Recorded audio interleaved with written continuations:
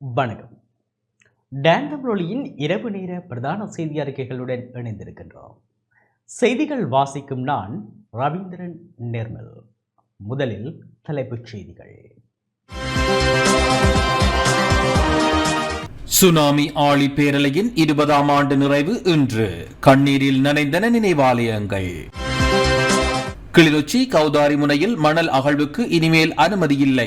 அமைச்சர் ராமலிங்கம் சந்திரசேகரன் உறுதி. மருந்து தட்டுப்பாடு குறித்து போலி பிரசாரங்கள் முன்னெடுக்கப்படுவதாக அரச மருந்தாக்கல் கூட்டு தாபனம் கருத்து. முன்னாள் ஜனாதிபதி ரணிலின் கொள்கைகளையே அரசாங்கம் பின்பற்றி வருவதாக நாடாளுமன்ற உறுப்பினர் அஜித் பி பெரேரா குற்றச்சாட்டு. அரச உத்தியோகத்தர்களுக்கு நியாயமற்ற முறையில் இடமாற்றம் வழங்கப்படுவதாக ஐக்கிய மக்கள் சக்தி கவலை.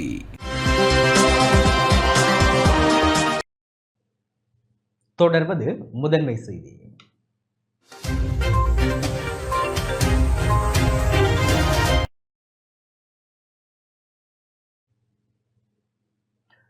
சுனாமி ஆழிப்பேரலையில் காவு கொள்ளப்பட்டவர்களின் 20வது ஆண்டு நினைவு தினம் நாடளாவிய ரீதியில் இன்று அனுஷ்டிக்கப்பட்டது. சுனாமி ஆழிப்பேரலை ஏற்பட்டு இன்றுடன் 20 ஆண்டுகள் நிறைவடைகின்றன.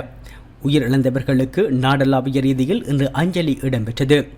நாடு முழுவதும் இன்று முற்பகல் 9:25 முதல் 9:27 வரை 2 நிமிடங்கள் மௌன அஞ்சலி செலுத்தப்பட்டது. அதற்கமைய முல்லைத்தீவு புதுக்குடியிருப்பிலும் அஞ்சலி இடம்பெற்றது. முல்லைத்தீவு புதுக்குடியிருப்பில் ஆழிப்பேரலையால் காவு கொள்ளப்பட்ட மக்களின் 20ஆம் ஆண்டு நினைவேந்த நிகழ்வு இன்று காலை உணர்வுபூர்வமாக அனுஷ்டிக்கப்பட்டது. வேண்டிக்ரோஸ் மற்றும் சுனாமி நினைவேந்தல் அமைப்பின் ஏற்பாட்டில் சுனாமியால் உயிர் நீத்த ஆயிரக்கணக்கானவர்களின் உடல்கள் புதைக்கப்பட்டுள்ள புதுக்குடியிருப்பு ஐயனார் கோவிலடி பகுதியில் அமைக்கப்பட்டுள்ள சுனாமி நினைவாலயத்தில் நினைவேந்த நிகழ்வு இடம்பெற்றது. இதன்போது உயிரிழந்தவர்களுக்கு 2 நிமிட மௌன அஞ்சலி செலுத்தப்பட்டதுடன் பொதுச்சுடர் ஏற்றப்பட்டதனைத் தொடர்ந்து ஏனையவர்கள் சுடரேற்றி நினைவு தூபிக்கு மலர் மாலை அணிவித்து மலரஞ்சலி செலுத்தப்பட்டது. நிகழ்வில் முன்னாள் நாடாளுமன்ற உறுப்பினர் சீனா சிவமோகன், முன்னாள் பிரதேச சபை உறுப்பினர்கள், பொது அமைப்புகள், சமூக ஆர்வலர்கள், பொதுமக்கள் என பலர் கலந்து கொண்டனர். 2004ஆம் ஆண்டு டிசம்பர் மாதம் 26ஆம் தேதியன்று இந்தோனேஷியாவின் கடற்பகுதியில் ஏற்பட்ட நிலநடுக்கத்தால் ஏற்பட்ட சுனாமியால் இலங்கையின் 14 கரையோர மாவட்டங்கள் பாதிக்கப்பட்டன. மேலும் 35,000க்கும் மேற்பட்ட இளைஞர்கள் ஆழிப்பேரலையில் சிக்கி உயிரிழந்தனர். 1000க்கும் அதிகமானோர் காணாமல் போயிருந்தனர்.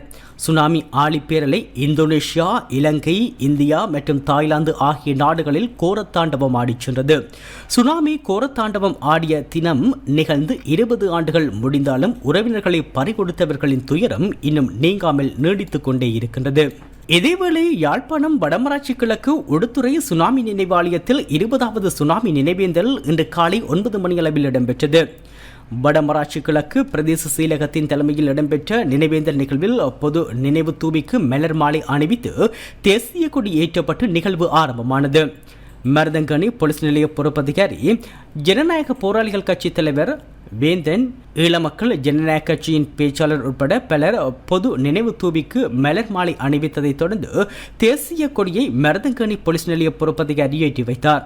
பொது ஈகை சுடரினை வடமராட்சி கிழக்கு பிரதேச செயலக தலைமை கிராம சேவகர் தோமஸ் ஜூட் ஏற்றி வைத்தார். தொடர்ந்து உறவினர்களால் சுடர்கள் ஏற்றப்பட்டு அஞ்சலி இடம்பெற்றது. நிகழ்வில் வணக்கத்துக்குரிய பிதாக்கள், கட்சிகளின் பிரதிநிதிகள், அரசியல்வாதிகள், உயிரிழந்தவர்களின் உறவுகள் என பல நூற்றுக்கணக்கானவர்கள் கலந்து கொண்டு அஞ்சலி செலுத்தியிருந்தனர்.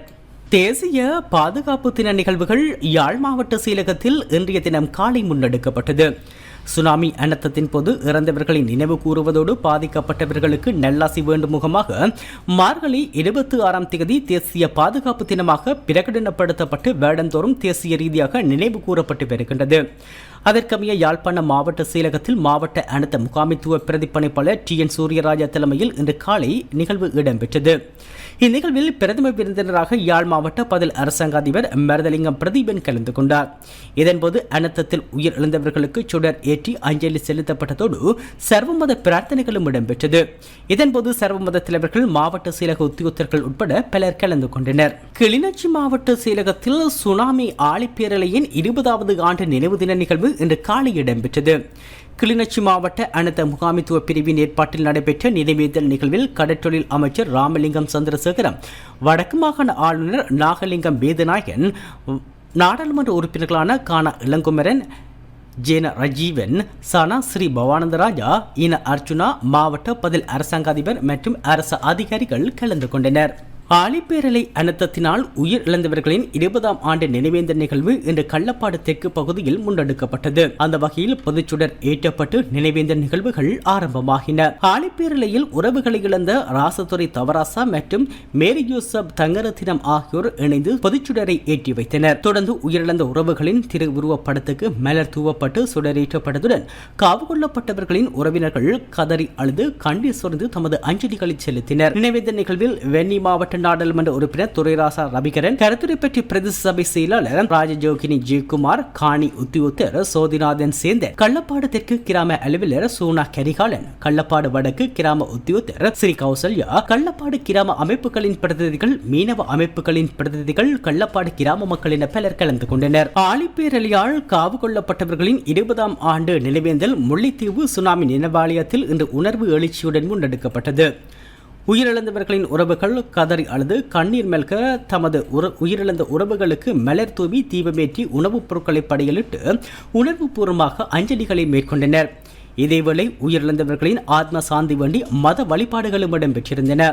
இந்த நிகழ்வில் வன்னி மாவட்ட நாடாளுமன்ற உறுப்பினர் துரைராசா ரவிகரன், முல்லைத்தீவு மாவட்ட மேலதிக அரசாங்க அதிபர் சீனா குணபாலன், கருத்துரை பெற்று பிரதேச சபை செயலாளர் ராஜஜோகினி ஜெயக்குமார், முல்லைத்தீவு மாவட்ட சமூக சேவைகள் உத்தியோகத்தர் நடராசா தசரதராஜகுமாரன் ஆகியோர் கலந்து கொண்டனர்.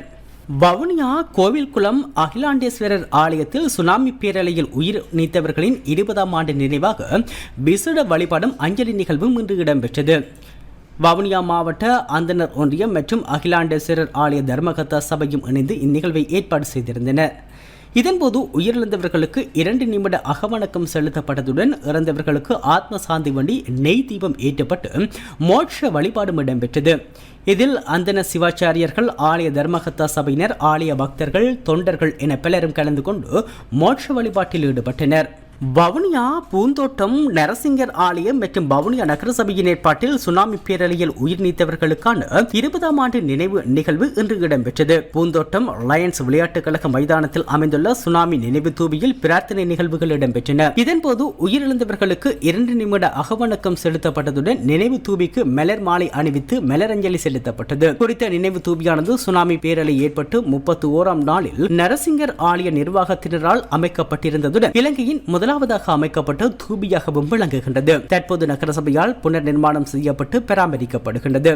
நரசிங்கர் ஆலயத்தின் உபதலைவர் கோவென ஸ்ரீஸ்கந்தராஜா தலைமையில் இடம்பெற்ற நிகழ்வில் பிரதி அமைச்சர் உபாலி சமரசிங்க, நாடாளுமன்ற உறுப்பினர்களான மான ஜெகதீஸ்வரன், சேனா திலகநாதன், முத்து முகமது மற்றும் மதகுருமார்கள், பொது அமைப்புகளின் பிரதிநிதிகள், பொதுமக்கள் என பலர் கலந்து கொண்டனர். வவுனியா மாவட்ட செயலகத்தில் சுனாமி பேரலையில் உயிர் நீத்தவர்களின் 20ஆம் ஆண்டு அஞ்சலி நிகழ்வு இன்று இடம்பெற்றது. மாவட்ட அனைத்து முகாமைத்துவ பிரிவின் ஏற்பாட்டில் வவுனியா மாவட்ட அரசாங்க அதிபர் PA சரத் சந்திர தலைமையில் நிகழ்வு இடம்பெற்றது. இதன்போது உயிரிழந்தவர்களுக்கு காலை 9:25 தொடக்கம் 9:27 வரை 2 நிமிட அகவணக்கம் செலுத்தப்பட்டதுடன் இந்து, பௌத்த, கிறிஸ்தவ மத தலைவர்களின் ஆத்ம சாந்தி பிரார்த்தனைகள் இடம்பெற்று தீபமேற்றி அஞ்சலி செலுத்தப்பட்டது. இந்நிகழ்வில் திணைக்கள தலைவர்கள், அரசு அதிகாரிகள், அரசு உத்தியோகத்தர்கள் கலந்து கொண்டனர்.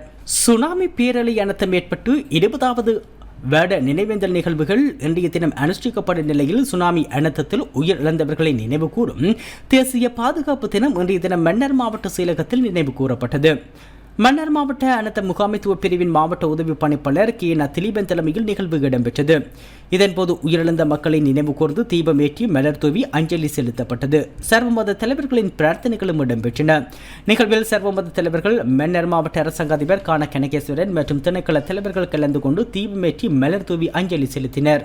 சுனாமி பேரலையில் உயிரிழந்தவர்களின் 20ஆம் ஆண்டு நினைவேந்த நிகழ்வு இன்று மன்னார் பிரதான பாலத்தடியில் மன்னார் பிரதேச சபை முன்னாள் உறுப்பினர் லோஸ்டின் மோகன்ராஜ் தலைமையில் இடம்பெற்றது.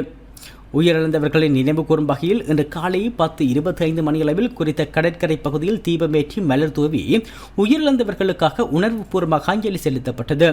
சமூக செயற்பாட்டாளர் பெனடிட், தமிழீழ விடுதலை இயக்கத்தின் மன்னார் மாவட்ட பொறுப்பாளர் டேனியல் வசந்த், EPRLF கட்சியின் மாவட்ட பொறுப்பாளர் ரட்னசிங்கம் குமரேஷ் உட்பட பலர் இணைந்து நினைவுச் சுடரை ஏற்றி வைத்தனர்.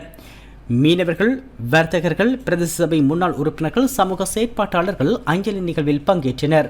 சுனாமி ஆழிப்பேரலை அனர்த்த 20வது ஆண்டு நினைவு இன்று அனுஷ்டிக்கப்பட்ட நிலையில் இவ் அனர்த்தத்தில் காவு கொள்ளப்பட்ட உறவுகளுக்கு மலையக மக்கள் இன்று காலை அஞ்சலி செலுத்தியிருந்தனர். ஹேட்டன் போலீசார், நகர வர்த்தகர்கள் மற்றும் ஹேட்டன் டிகோயா நகர சபையின் ஏற்பாட்டில் ஹேட்டன் புத்தர் சிலைக்கு முன்னால் அஞ்சலி நிகழ்வு இடம்பெற்றது. ஹேட்டன் நகரில் உள்ள வங்கி ஊழியர்கள், நகர வர்த்தகர்கள், சாரதிகள் சங்க உறுப்பினர்கள், ஆசிரியர்கள், பொதுமக்கள் என பலர் இதில் கலந்து கொண்டு அஞ்சலி செலுத்தியிருந்தனர். இதேவேளை ஆழிப்பேரலையில் காவு கொள்ளப்பட்டவர்களின் 20வது நினைவு தினம் கிழக்கு மாகாணத்தில் பல்வேறு பகுதிகளிலும் அனுஷ்டிக்கப்பட்டது. 2004ஆம் ஆண்டு டிசம்பர் மாதம் 26ஆம் தேதி ஆழிப்பேரலையால் காவு கொள்ளப்பட்டு உயிரிழந்த உறவுகளின் 20வது நினைவு தினம் இன்று கிழக்கு மாகாணத்தின் பல்வேறு பகுதிகளிலும் அனுஷ்டிக்கப்பட்டது. மட்டக்களப்பில் கல்லடி, டச்பார், திருச்செந்தூர், நாவலடி மற்றும் புதுமுகத்துவார பகுதிகளில் ஆழிப்பேரலையால் உயிரிழந்தவர்களுக்கான நினைவஞ்சலி நாவலடி பகுதியில் நிர்மாணிக்கப்பட்டுள்ள சுனாமி நினைவாலயத்தில் இடம்பெற்றது.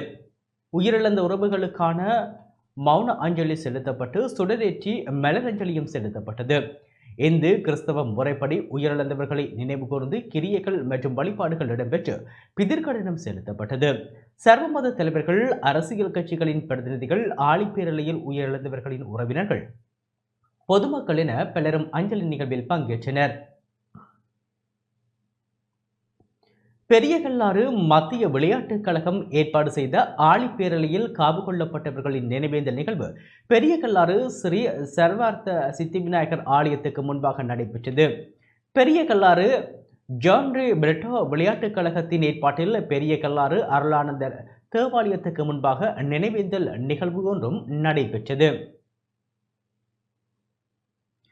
பாசிக்குடா கடற்கரையில் உள்ள நினைவு தூபியில் வெலம்புரி விளையாட்டுக் கழகத்தின் ஏற்பாட்டில் நினைவஞ்சலி நிகழ்வுகள் இடம்பெற்றன. சர்வமத தலைவர்கள் கலந்து கொண்டு இரங்கலுரை நிகழ்த்தியிருந்ததோடு கவிஞர்களான பாசியூர் மாரியதாசன் மற்றும் ஆதித்ய தயானந்த சர்மா ஆகியோர்கள் இயற்றிய பாடல்களின் இருவட்டும் வெளியிடப்பட்டது. அம்பாறை தம்பிலிவில் தம்பட்டி பெரிய முகத்துவார கடற்கரையில் அமைக்கப்பட்டுள்ள சுனாமி நினைவு தூபியில் தம்பிலிவில் சைவநெறிக்கூட அமைப்பின் ஏற்பாட்டில் அஞ்சலி நிகழ்வு நடைபெற்றது. உயிர் நீத்தவர்களின் உறவுகள் மற்றும் அமைப்பின் அங்கத்தவர்கள் இணைந்து அஞ்சலி செலுத்தினர். சுனாமி பேரலையின் 20வது ஆண்டு நினைவு தின துவா பிரார்த்தனையும் குரான் தாமாம் செய்யும் நிகழ்வும் இரு காலை மாளிகைக்காடு அந்தூர் ஜுமா பள்ளிவாசலின் ஏற்பாட்டில் பள்ளிவாசலின் பதில் தலைவர் AM யாகரின் தலைமையில் நடைபெற்றது.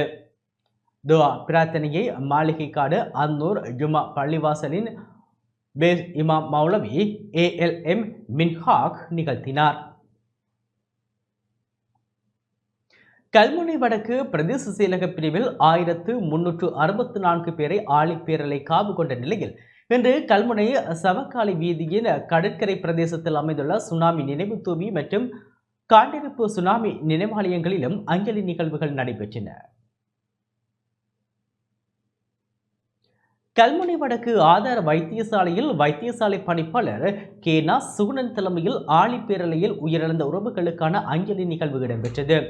வைத்தியர்கள், தாதி உத்தியோகத்தர்கள் என பலரும் பங்கேற்றனர். திருகோணமலை மாவட்ட அனர்த்த முகாமைத்துவ நிலையம், மூதூர் பிரதேச செயலகம் ஆகியவற்றின் ஏற்பாட்டில் மூதூர் பிரதேச செயலாளர் MBM முபாரக் தலைமையில் தக்மா நகர் அஞ்சலி நிகழ்வு ஒழுங்குபடுத்தப்பட்டது. சுனாமி அனர்த்தத்தில் மூதூர் பிரதேசத்தில் உயிரிழந்த 286 நபர்களின் பெயர்கள் அடங்கிய நினைவு பெயர் பலகை திருகோணமலை மாவட்ட அரசாங்க சார்ந்த ஹெடியாராய்ச்சி திரை நீக்கம் செய்து வைக்கப்பட்டதோடு உயிர் நீத்தவர்களுக்கு ஆத்ம சாந்தி வேண்டி 9:27 மணிக்கு 2 நிமிட மௌன பிரார்த்தனை இடம்பெற்றது. 2004ஆம் ஆண்டு ஆழிப்பேரலை அனர்த்தத்தின் பின்னர் கல்முனையில் 2 மாதமும் 1 வாரமும் நிறைந்த குழந்தையை 9 தாய்மார்கள் உரிமை கோரிய சம்பவம் அன்றைய காலப்பகுதியில் உலகம் முழுவதும் பேசு பொருளாக மாறியது. சுனாமி பேபி என அழைக்கப்பட்ட அக்குழந்தையின் உரிமை தொடர்பில் எழுந்த முரண்பாடுகளால் கல்முனை நீதவான் நீதிமன்றத்தின் உத்தரவின் பிரகாரம் 52 நாட்களின் பின்னர் மரபணு பரிசோதனை மூலம் ஜேராசா ஜொனித்தலா தம்பதிகளின் புதல்வன் அபிலாஷ் என குழந்தை அடையாளப்படுத்தப்பட்டு தமது உண்மையான பெற்றோர்களிடம் ஒப்படைக்கப்பட்டது.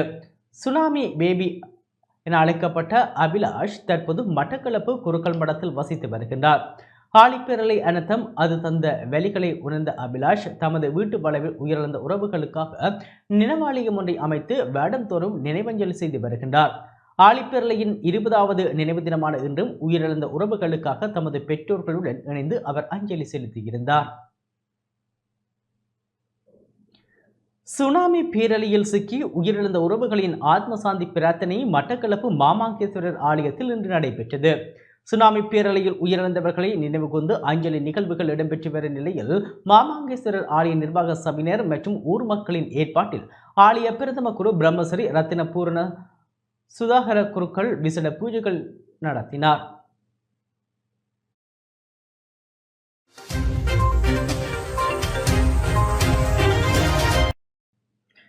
கிளிநொச்சி கௌதாரி முனையில் மணல் அகழ்வுக்கு இனிமேல் அனுமதி இல்லை என மாவட்ட அபிவிருத்தி ஒருங்கிணைப்பு குழு தலைவரும் கடற்றொழில் அமைச்சருமான ராமலிங்கம் சந்திரசேகரன் தெரிவித்துள்ளார். கிளிநொச்சி மாவட்ட அபிவிருத்தி ஒருங்கிணைப்பு குழு கூட்டம் இன்று நடைபெற்றது. யாழ்ப்பாணம் கிளிநொச்சி மாவட்ட அபிவிருத்தி ஒருங்கிணைப்பு குழு தலைவர் ராமலிங்கம் சந்திரசேகரன் தலைமையில் நடைபெற்ற அபிவிருத்தி ஒருங்கிணைப்பு குழு கூட்டத்தில் வடக்கு மாகாண ஆளுநர், கிளிநொச்சி மாவட்ட பதில் அரசாங்க அதிபர், நாடாளுமன்ற உறுப்பினர்களான சிவஞானம் ஸ்ரீதரன், ஜேன ரஜீவன், சான ஸ்ரீபவானந்த ராஜா, கான இளங்குமரன், இன அர்ஜுனா, முன்னாள் நாடாளுமன்ற உறுப்பினர் செல்வராசா கஜேந்திரன், வடமாகாண அமைச்சுக்களின் செயலாளர்கள், திணைக்கள பணிப்பாளர்கள், முப்படையினர், போலீசார், அரசு உத்தியோகத்தர்கள், பொது அமைப்புகளின் பிரதிநிதிகள் கலந்து கொண்டனர். கூட்டத்தில் இராணுவத்தினர் வசமுள்ள காணிகள், மாவட்டத்தில் அதிகரித்துள்ள மதுபான சாலைகள், சட்டவிரோத மணல் அகழ்வு உள்ளிட்ட பல விடயங்கள் ஆராயப்பட்டன. இதன்போது கிளிநொச்சி கௌதாரி முனையில் இனிமேல் மணல் அகழ்வுக்கு அனுமதி வழங்கக்கூடாது என ஒருங்கிணைப்பு குழு தலைவரும் கடற்றொழில் அமைச்சருமான ராமலிங்கம் சந்திரசேகரன் தெரிவித்துள்ளார். கௌதாரி முனை ஒரு முக்கியமான பிரதேசம் எனவும் அதனை பாதுகாக்க வேண்டிய தேவை உள்ளது எனவும் தெரிவித்த அவர், மணல் அகழ்வுக்கு அனுமதி கொடுக்கப்பட வேண்டாம் என்பது இந்த அபிவிருத்தி ஒருங்கிணைப்பு குழு கூட்டத்தின் தீர்மானம் என்றும் இந்த முடிவுக்கு ஏற்ப செயற்பட வேண்டும் என்றும் தெரிவித்தார். யாருக்கும் அனுமதியெல்லாம் கொடுக்க வேண்டாம். கௌதாரி முனை உங்களுக்கு நல்லா தெரியும். அது பாதுகாக்க வேண்டிய பிரதேசம், அது முக்கியமான பிரதேசம், இருக்கிற பிரதேசம். அதனால அந்த பக்கத்துலையும் பாருங்க, அங்க கொடுக்கிறது இல்லை என்பதை நாங்கள் இந்த டிசிசியில முடிவு, அந்த டிசிசி முடிவு கேட்க என்னடா மேடம், நீங்க என்ன செய்வீங்கன்னா பேக்டேட் பண்ணி கொடுப்பீங்க. இல்லையா டேட் வந்து 25ஆம் தேதி என்றா 24ஆம் தேதி இருந்து கொடுத்து வந்துருப்பீங்க ஒவ்வொரு நாள். அதனால பேக்டேட் பண்ணப்பட்டு கொடுக்குற கடிதம் இருந்தாலும் நம்பி உங்களை தான் பிடிக்கும். இது என்ன செய்வீங்க நம்ம டைவே 13ஆம் தேதி 12ஆம் தேதி டிசம்பர் டேட்ல ஒரு இதுவும் கொடுத்து வந்துருப்பீங்க. இன்னொரு கௌதாரி முனை என்ற பேர்லயே பர்மிட் கொடுக்கலாம். கௌதாரி முனை தடைசி கிளிநொச்சியில் உள்ள இராணுவ நினைவு சின்னம் அகற்றப்பட்டு கலாசார மண்டபம் அமைக்கப்பட வேண்டும் என நாடாளுமன்ற உறுப்பினர் சீனா ஸ்ரீதரன் கோரிக்கை விடுத்துள்ளார். கிளிநொச்சி டிப்போ சந்தியில் உள்ள இராணுவ நினைவு சின்னத்தை அகற்றி அங்கு முன்னாள் அமைச்சர் சந்திரசேகரனின் பெயரில் ஒரு கலாசார மண்டபம் அமைக்கப்பட வேண்டும் என நாடாளுமன்ற உறுப்பினர் சீனா ஸ்ரீதரன் கோரிக்கை விடுத்துள்ளார். இன்றைய அபிவிருத்தி ஒருங்கிணைப்பு குழு கூட்டத்தில் அவர் இந்த விடயத்தை முன்வைத்தார். அதற்கு பதிலளித்த அமைச்சர், காணி உரிமை கோருபவர்களது மத்தியில் பல்வேறு குளறுபடிகள் இருப்பதாக தெரிவித்தார். இப்போ சந்தியில ஒரு ராணுவ நினைவு சின்னம் இருக்கு. இப்போ சந்தி அதுக்கு பின்னால 2 ஏக்கர் காணி ராணுவத்தினர் அதை பராமரிக்கிறதுக்கான ஒரு 20 ராணுவத்தினருக்காகவே 2 ஏக்கர் காணி இப்பையும் வச்சிருக்கப்படுது. உங்களுக்கு நல்லா தெரியுமா நினைக்கிறேன். நான் இப்போ பஸ் ஸ்டாண்ட் இருக்கிற ஏரியாவில் பெரியசாமி சந்திரசேகரன் அமைச்சராக இருந்த காலத்தில் 65 லட்சம் ரூபாய் செலவில் ஒரு கலாச்சார மண்டபம் கிளிநொச்சியில் கட்டப்பட்டிருந்தது. அரசு அவருடைய செலவு. அந்த மண்டபத்தை யுத்தத்துக்கு கூட ராணுவம் தான் இடிச்சு அடித்து இந்த அந்த இடம் இல்லாமல் போனது. இப்போ அந்த 2 ஏக்கர் காணியை இப்போ கச்சேரி கூட எடுத்து சந்திரசேகரன் பேர்லையாவது கடைசி அதில் ஒரு கலாச்சார மண்டபம் வரணும். அதுக்குரிய இடம் தான் ஒதுக்கப்பட்ட இடம். அது அந்த ராணுவ சின்னம் இருக்கிற இடமும் எடுக்கப்பட்டு சின்னம் எடுக்கப்பட்டு அதில் கலாச்சார மண்டபத்துக்குரிய இடமாக இருந்தால் மாற்றப்படணும். தயவுசெய்து அறிக்கையில் அது சேரும். இவ்வளவு ராணுவத்துக்கு இவ்வளவு காணிகள் இந்த நகரப்பகுதிக்குள்ள தேவை இல்லை. யுத்தம் முடிஞ்சது, 15 வருஷமா குற்றச்சத்தம் இல்லை, நாட்டில் மாற்றம் வந்திருக்கு, மக்கள் ஆனது வந்திருக்கிறார்கள். தயவு செய்து கொஞ்சம் விழிப்பாக இதை செயல்படுத்த. செட்டிக்குளம் பிரதேச அபிவிருத்தி குழு கூட்டம் இன்று இடம்பெற்றது. வவுனியா செட்டிக்குளம் பிரதேச செயலக அபிவிருத்தி குழு கூட்டம் பிரதி அமைச்சர் உபாலி சமரசிங்க தலைமையில் இன்று இடம்பெற்றது. செட்டிக்குளம் பிரதேச செயலக மாநாட்டு மண்டபத்தில் இடம்பெற்ற இக்கூட்டத்தில் செட்டிக்குளம் பிரதேச செயலக பிரிவுக்குட்பட்ட காணி பிரச்சினைகள், சுகாதார வைத்திய சேவை, கல்வி, பொருளாதார அபிவிருத்தி, மேய்ச்சல் தரை, விவசாயம் உள்ளிட்ட பல்வேறு விடயங்கள் தொடர்பாக கலந்துரையாடப்பட்டதுடன் வருகை தந்த கிராம மக்களின் பிரச்சினைகள் தொடர்பிலும் ஆராயப்பட்டது. குறித்த கலந்துரையாடலில் தேசிய மக்கள் சக்தியின் வெண்ணி மாவட்ட நாடாளுமன்ற உறுப்பினர்களான மான ஜெகதீஸ்வரன், சேன திலகநாதன், ஐக்கிய மக்கள் சக்தியின் நாடாளுமன்ற உறுப்பினர் முத்து முகமது, பிரதேச செயலாளர் திருமதி சுலோஜனா மற்றும் அரச அதிகாரிகள், கிராம அலுவலர்கள், அபிவிருத்தி உத்தியோகத்தர்கள், கிராம மட்ட அமைப்புகளின் பிரதிநிதிகள் என பலரும் கலந்து கொண்டனர். இதேவேளை குறித்த அபிவிருத்தி குழு கூட்டத்தில் தமிழரசு கட்சி நாடாளுமன்ற உறுப்பினர் பான சத்தியலிங்கம் மற்றும் ஜனநாயக தமிழ் தேசிய கூட்டணியின் வெண்ணி மாவட்ட நாடாளுமன்ற உறுப்பினர் செல்வம் அடைக்கலநாதன், இலங்கை தொழிலாளர் கட்சி நாடாளுமன்ற உறுப்பினர் காதர் மஸ்தான் ஆகியோர் கலந்து கொள்ளவில்லை என்பது குறிப்பிடத்தக்கது.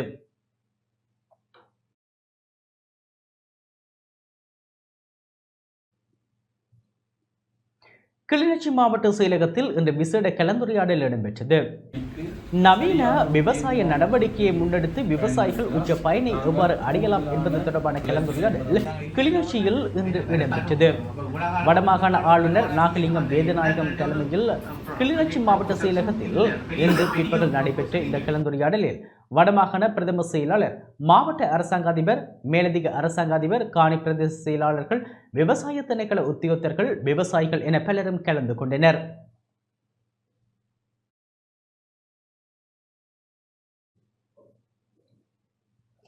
மருந்து தட்டுப்பாடு குறித்து போலி பிரசாரங்கள் முன்னெடுக்கப்படுவதாக அரசு மருந்தாக்கல் கூட்டுத்தாபனம் தெரிவித்துள்ளது. நாட்டில் மருந்துகளுக்கு தட்டுப்பாடு எதுவும் கிடையாது என அரச மருந்தாக்கல் கூட்டுத்தாபனத்தின் தலைவர் விசேட வைத்தியர் மனோஜ் வீரசிங்க தெரிவித்துள்ளார். அரசாங்க தகவல் திணைக்களத்தில் இன்று இடம்பெற்ற ஊடக சந்திப்பில் கலந்து கொண்டு மருந்து கையிருப்பு குறித்து அவர் விளக்கம் அளித்தார். එහෙම එකක් නෑ. මොකද බාල බෙහෙත් කියලා ලෝකෙ කොහෙවත් නෑ. ඒක සම්පූර්ණ මිත්‍යාවක්. ඒක ඉතාම බරපතල විදියට සමාජගත කරලා තියෙනවා මේ රටේ.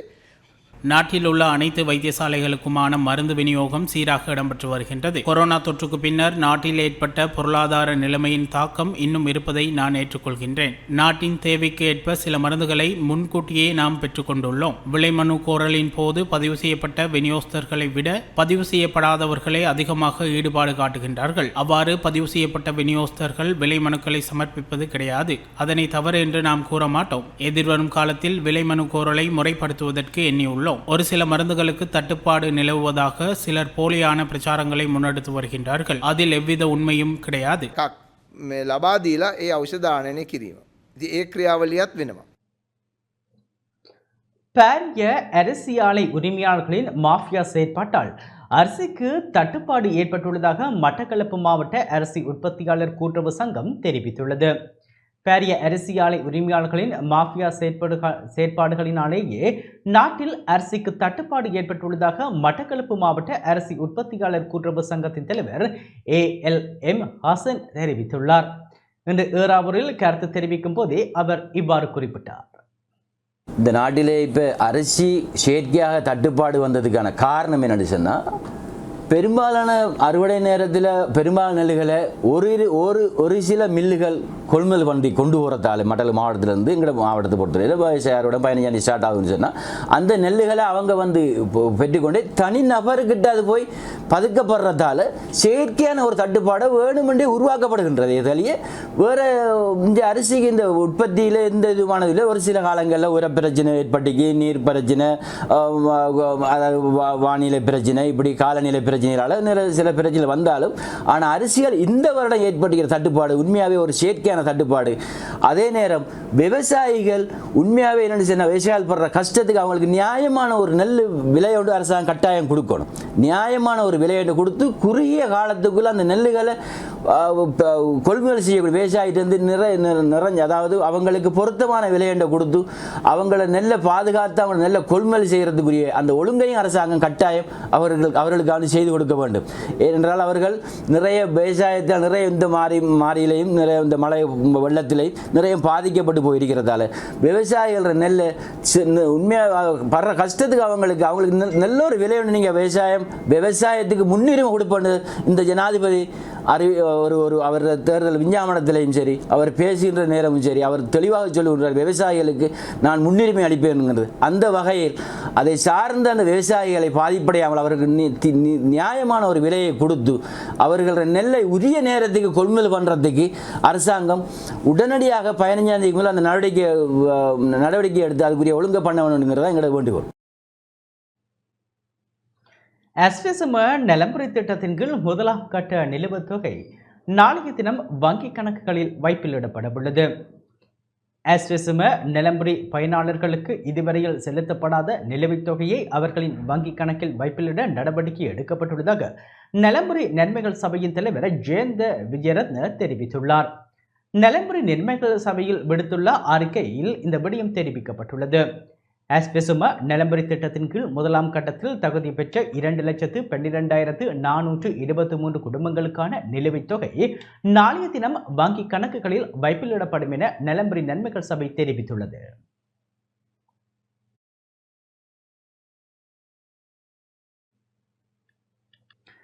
முன்னாள் ஜனாதிபதி ரணில் விக்ரமசிங்கவின் கொள்கைகளையே அரசாங்கம் பின்பற்றி வருவதாக நாடாளுமன்ற உறுப்பினர் அஜித் பி பெரேரா தெரிவித்துள்ளார்.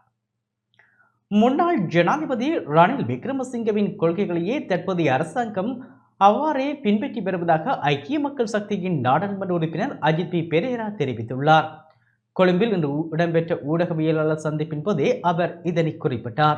ரணில் விக்ரமசிங்க சர்வதேச நாணய நிதியத்துடான ஒப்பந்தத்தை மாற்றியமைக்கப் போவதாக தேசிய மக்கள் சக்தியினர் தேர்தல் காலங்களில் மக்களுக்கு கூறினர். எனினும் மாற்றங்கள் எதுவும் இடம்பெறவில்லை. ஒப்பந்தத்தில் மாற்றத்தை ஏற்படுத்தி நாட்டை பின்னோக்கி கொண்டு செல்ல முடியாது என ஜனாதிபதி அனுரகுமார திசாநாயக்க தெரிவித்துள்ளார். ஆனபோதும் நாணய நிதிய ஒப்பந்தத்தில் கட்டாயம் மாற்றத்தை ஏற்படுத்துவோம் என தேசிய மக்கள் சக்தியின் ஏனைய உறுப்பினர்கள் தெரிவித்து வருகின்றனர். இது முரண்பாடான விடயமாகும். ஜனாதிபதி ரணில் விக்ரமசிங்க வகுத்த கொள்கையை தற்போதைய அரசாங்கம் முன்னெடுக்கின்றது. தேர்தலில் வெற்றி பெறுவதற்காக மக்களிடம் பொய் கூறியமை தற்போது வெளிச்சத்துக்கு வந்துள்ளது.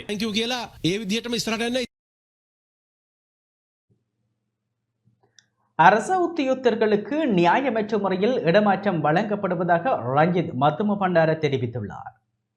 அரச உத்தியோகத்தர்களுக்கு நியாயமற்ற முறையில் கட்டாய இடமாற்றம் வழங்கப்பட்டு வருவதாக ஐக்கிய மக்கள் சக்தி குற்றம் சுமத்தியுள்ளது.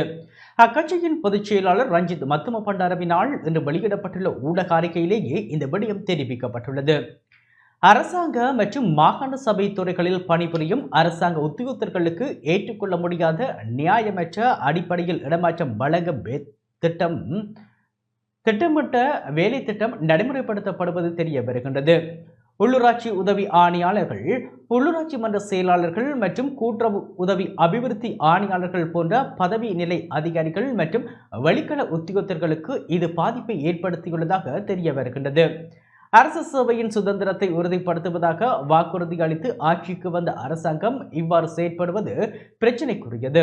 இன்னமும் முடிவடையாத மற்றும் விரைவில் நடத்த திட்டமிடப்பட்டுள்ள உள்ளூராட்சி மன்ற தேர்தல் மற்றும் தற்போது நடைபெறும் கூட்டுறவு சங்கங்களுக்கான வாக்கெடுப்பும் நடைபெறுகின்றது. முன்னப்போதும் இல்லாத வகையில் அரசு சேவையில் துரித அரசியமயமாக்கல் நடைபெறுகின்றது.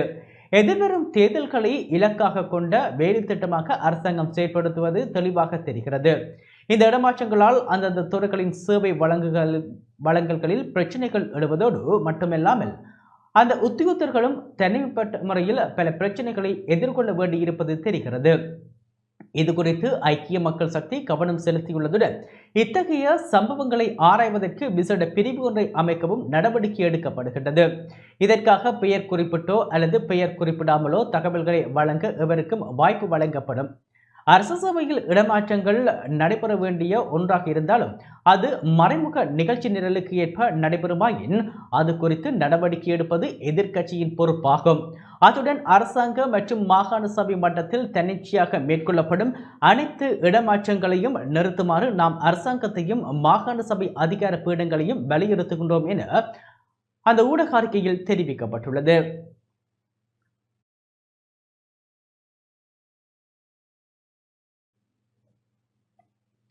வெள்ள பாதிப்புக்குள்ளான விவசாய நிலங்கள் குறித்து ஆராய நடவடிக்கை முன்னெடுக்கப்பட்டுள்ளது. நாட்டில் அண்மையில் ஏற்பட்ட வெள்ளத்தினால் பாதிக்கப்பட்ட விவசாய நிலங்கள் தொடர்பாக ஆராயும் நடவடிக்கைகள் துரிதப்படுத்தப்பட்டுள்ளன. கமத்தொழில் மற்றும் கமநல காப்புறுதி சபையினால் இன்று வெளியிடப்பட்ட அறிக்கையில் இது தொடர்பில் குறிப்பிடப்பட்டுள்ளது. 2024 ஆண்டு நவம்பர் மாதம் ஏற்பட்ட வெள்ளம் காரணமாக பாதிக்கப்பட்ட பெரும்போக செய்கைகள் குறித்து கமநல காப்புறுதி சபையின் அதிகாரிகளும் விவசாய அமைப்புகளின் பிரதிநிதிகளும் இணைந்து ஆராய்ந்து வருகின்றனர். அதன் அடிப்படையில் பொலனறுவை, வவுனியா, முல்லைத்தீவு, மன்னார் ஆகிய மாவட்டங்களில் ஆய்வு நடவடிக்கைகள் நிறைவடைந்துள்ளன. அதன் இறுதி அறிக்கைகள் கிடைத்த பின்னர் பாதிக்கப்பட்டோருக்கு இழப்பீடு வழங்கப்படும். மேலும் மட்டக்களப்பு, அம்பாறை, திருகோணமலை ஆகிய மாவட்டங்களில் எதிர்வரும் 29ஆம் தேதி ஆய்வு நடவடிக்கைகள் நிறைவடைய உள்ளன. அனுராதபுரம், குருநாகல், மாத்தளை ஆகிய மாவட்டங்களில் எதிர்வரும் 30ஆம் தேதி ஆய்வுகள் முடிவடைய உள்ளன. இதுவரையான முடிவுகளின் பிரகாரம் அந்நளவாக 80,000 ஏக்கர் நிலப்பரப்பு வெள்ளத்தினால் பாதிக்கப்பட்டுள்ளமை கண்டறியப்பட்டுள்ளது. ஆராய்வுகள் துரிதப்படுத்தப்பட்டு மிக விரைவாக இழப்பீடுகளை வழங்க நடவடிக்கை எடுக்கப்பட்டுள்ளதாக கமத்தொழில் மற்றும் கமநல காப்புறுதி சபையின் தலைவர் பிரேமஸ்ரீ யாசிங் ஆராய்ச்சி தெரிவித்துள்ளார். கடந்த நவம்பரில் நிலவிய சீரற்ற வானிலையால் 80,000 ஏக்கர் விளைநிலங்கள் பாதிக்கப்பட்டுள்ளன. கடந்த நவம்பரில் நிலவிய சீரற்ற வானிலையால் ஏற்பட்ட வெள்ளத்தினால் சேதமடைந்த சுமார் 80,000 ஏக்கர் விளைநிலங்கள் அடையாளம் காணப்பட்டுள்ளதாக விவசாய மற்றும் கமநல காப்புறுதி சபை தெரிவித்துள்ளது. 2024-2025 பெரும்போக பயிர் சேத ஆய்வின் முன்னேற்றம் குறித்து இன்று ஊடகங்களுக்கு விடுக்கப்பட்டுள்ள அறிவித்தலில் இவ்விடயம் தெரிவிக்கப்பட்டுள்ளது. இதன்படி 2024-2025 பெரும்போகத்தில் 2024 நவம்பரில் ஏற்பட்ட வெள்ளத்தால் சேதமடைந்த பயிர்களை ஆய்வு செய்யும் பணி தற்போது விவசாய அபிவிருத்தி திணைக்களத்தின் உதவி மற்றும் விவசாயிகள் அமைப்புகளின் பங்களிப்புடன் செய்யப்படுகின்றது. இவற்றில் பொலனறுவை, வவுனியா, முல்லைத்தீவு மற்றும் மன்னார் ஆகிய மாவட்டங்களில் சேத ஆய்வு தற்போது நிறைவடைந்துள்ளது. அந்த மாவட்டங்கள் தொடர்பான இறுதி அறிக்கைகள் கிடைத்த பின்னர் இழப்பீடுகள் வழங்கப்படும் என அந்த அறிவிப்பில் தெரிவிக்கப்பட்டுள்ளது. இது தவிர மட்டக்களப்பு, அம்பாறை, திருகோணமலை மாவட்டங்களில் 29ஆம் தேதிக்குள் பயிர் சேதங்கள் தொடர்பான ஆய்வுப் பணிகளையும், அனுராதபுரம், குருநாகல், மாத்தளை மாவட்டங்களில் பயிர் சேதங்கள் தொடர்பான ஆய்வுப் பணிகளை டிசம்பர் 30ஆம் தேதிக்குள் முடிக்கவும் ஏற்பாடுகள் செய்யப்பட்டுள்ளன. பயிர் இழப்புகள் மதிப்பீடு செய்யப்பட்டு மதிப்பீடு தொடர்பான அறிவுறுத்தல்கள் வழங்கப்பட்டவுடன் அனர்த்தங்களினால் பாதிக்கப்பட்ட விவசாயிகளின் வங்கிக் கணக்குகளில் இழப்பீட்டுத் தொகை வரவு வைக்கப்படும் என விவசாய மற்றும் கமநல காப்புறுதி சபை மேலும் தெரிவித்துள்ளது.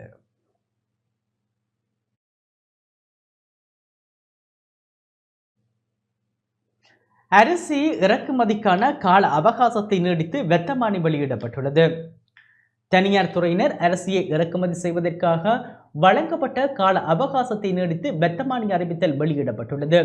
இதன்படி தனியார் துறையினரால் அரிசியை இறக்குமதி செய்வதற்கான காலம் அவகாசம் எதிர்வரும் ஜனவரி மாதம் 10ஆம் தேதி வரை நீடிக்கப்பட்டுள்ளது.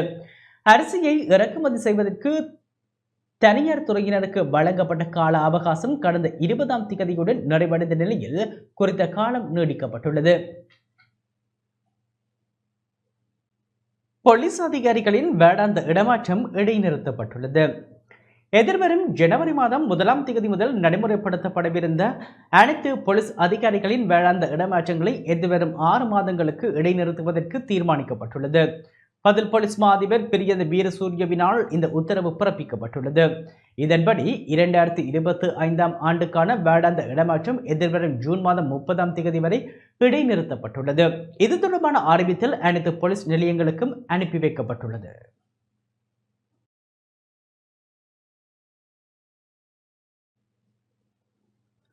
ஹட்டன் பேருந்து விபத்து தொடர்பில் கைது செய்யப்பட்ட சாரதியின் விளக்கமறியல் நீடிக்கப்பட்டுள்ளது.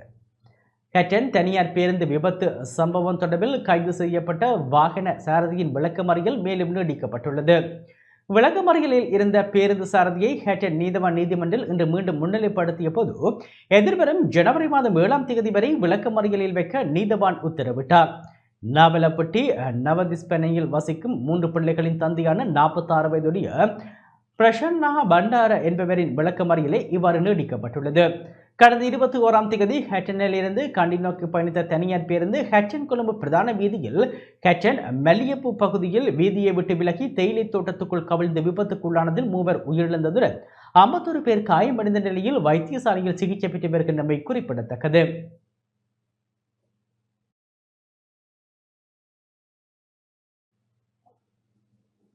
இரவு நேரங்களில் வாகன சோதனைகளை எவ்வாறு முன்னெடுக்க வேண்டும் என்பது தொடர்பில் விசேட அறிவுறுத்தல் விடுக்கப்பட்டுள்ளது. இரவு நேரங்களில் வாகன சோதனைகளை எவ்வாறு முன்னெடுக்க வேண்டும் என்பது தொடர்பில் போக்குவரத்து கடமைகளில் ஈடுபட்டுள்ள அதிகாரிகளுக்கு பதில் போலீஸ் மா அதிபர் விசேட அறிவுறுத்தல்களை விடுத்துள்ளார். வாகன சாரதிகளுக்கு தெளிவாக தெரியும் வகையில் சம்பந்தப்பட்ட போக்குவரத்து அதிகாரிகள் ஒளிரும் ஜாக்கெட் மற்றும் ஒளிரும் கையுறைகளை அணிய வேண்டும். மேலும் போலீஸ் நிலையங்களுக்கு வழங்கப்பட்டுள்ள சிவப்பு மின் விளக்குகளை முடிந்தவரை பயன்படுத்துமாறு சம்பந்தப்பட்ட போக்குவரத்து அதிகாரிகளுக்கு அறிவுறுத்தப்பட்டுள்ளது. இரவு நேர சோதனை நடவடிக்கையில் ஈடுபடும் அதிகாரிகள் எவ்வாறு செயல்படுகின்றார்கள் என்பதை தலைமையக போலீஸ் பரிசோதகர்கள், போலீஸ் நிலைய பொறுப்பதிகாரிகள் மற்றும் போக்குவரத்து பொறுப்பதிகாரிகள் தொடர்ந்து கண்காணிக்க வேண்டும் எனவும் பதில் போலீஸ் மா அதிபர் அறிவுறுத்தியுள்ளார். இரவு நேரங்களில் போக்குவரத்து சோதனைகளில் ஈடுபடும் அதிகாரிகள் பல்வேறு வகையில் டோர்ச் லைட்டுகள் பயன்படுத்தும் போது அவை சாரதிகளின் முகத்தில் படுவதால் வாகனத்தை கையாள்வதற்கும் கட்டுப்படுத்துவதற்கும் சில சந்தர்ப்பங்களில் சிரமம் இருப்பதாக தகவல்கள் தெரிவிக்கின்றன. அதிகாரிகள் ஒளிரும் ஜாக்கெட்டுகளை அணியாததால் விபத்துக்கள் ஏற்படுவதற்கான வாய்ப்புகள் அதிகரித்துள்ளமையினாலும் இந்த தீர்மானம் எடுக்கப்பட்டுள்ளதாக அறிவிப்பில் மேலும் தெரிவிக்கப்பட்டுள்ளது.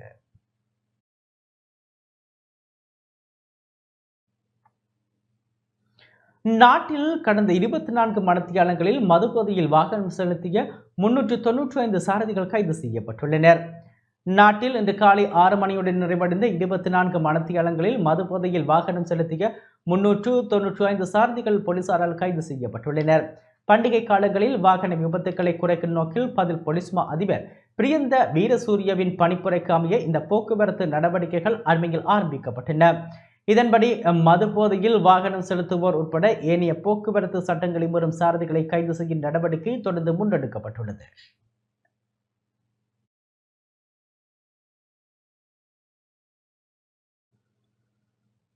அம்பாறை கல்முனை தலைமையக போலீஸ் பிரிவில் ஐஸ் போதைப் பொருளுடன் ஒருவர் கைது செய்யப்பட்டுள்ளார். அம்பாறை கல்முனை தலைமையக போலீஸ் பிரிவில் ஐஸ் போதைப் பொருளுடன் 29 வயதுடைய நபர் ஒருவரை விசேட அதிரடிப்படையினர் கைது செய்துள்ளனர்.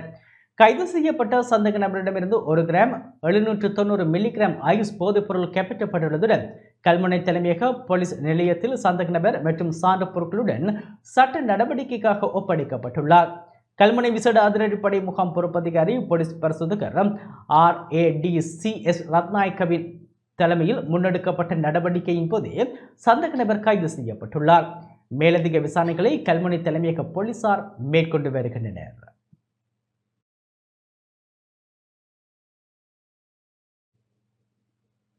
மட்டக்களப்பு பவனதீவில் ஆணொருவரின் சடலம் மீட்கப்பட்டுள்ளது.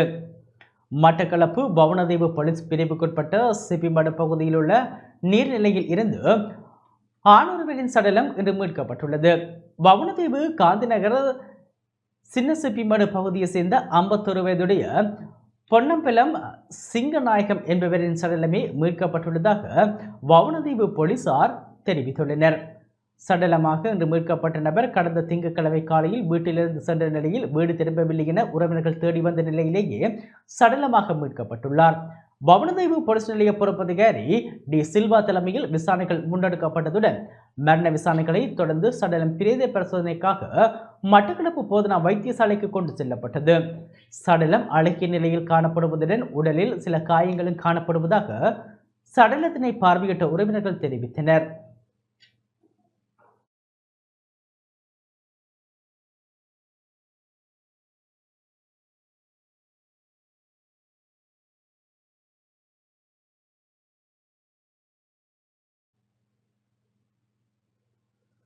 இத்துடன் நமது இந்த செய்தி அறிக்கை நிறைவு பெற்றது. தொடர்ந்தும் நமது நிகழ்ச்சிகளுடன் இணைந்திருங்கள். வணக்கம்.